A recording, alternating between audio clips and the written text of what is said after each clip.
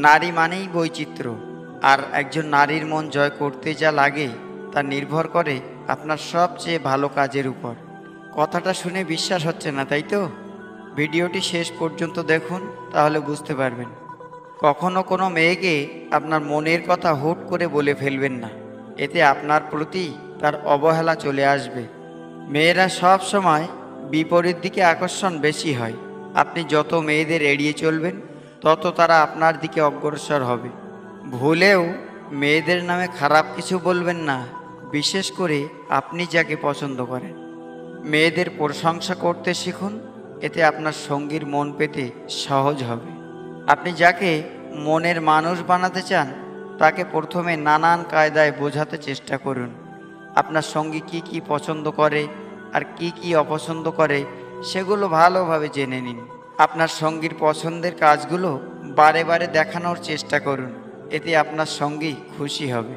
ছোট ছোট বিষয়ে খেয়াল রাখতে হবে, যেমন পুরুষের দায়িত্ব হচ্ছে নারী সঙ্গীটিকে নিরাপদে রাস্তা পার হতে সাহায্য করা, কখনোই তাকে পেছনে ফেলে নিজে এগিয়ে না যাওয়া। শান্ত স্বভাব অনেক পুরুষের বৈশিষ্ট্য হচ্ছে তারা খুব অল্পতে ক্ষিপ্ত হয়ে যায়, কিন্তু খুব সহজেই আবার রাগ কমে যায়।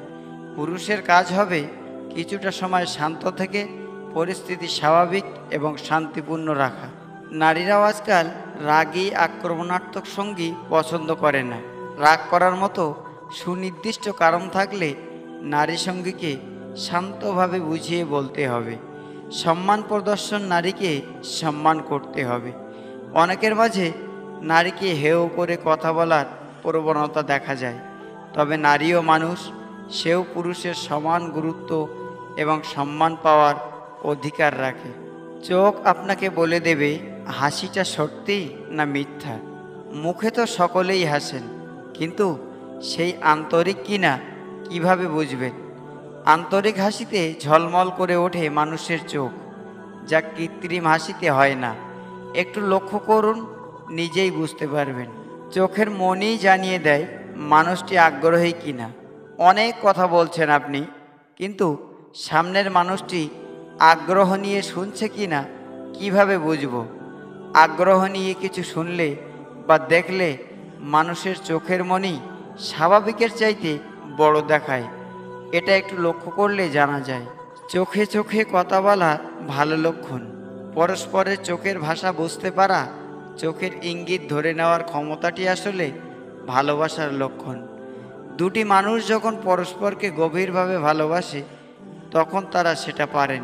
মেয়েরা happy new year, birthday, Valentine day ইত্যাদি এইসব দিনে একটু বেশি আবেগী থাকে।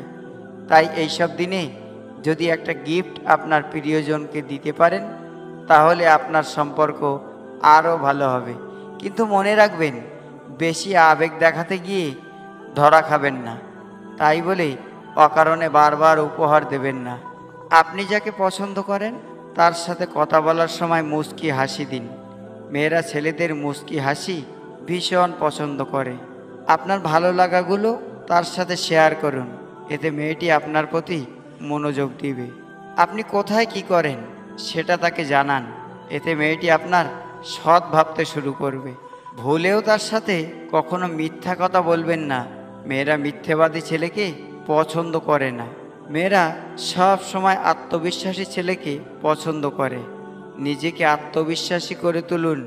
নিজের মধ্যে সবসময় সাহস কাজ করাতে হবে। যার মন জয় করতে চান তার সব কাজে সব সময় প্রশংসা করুন।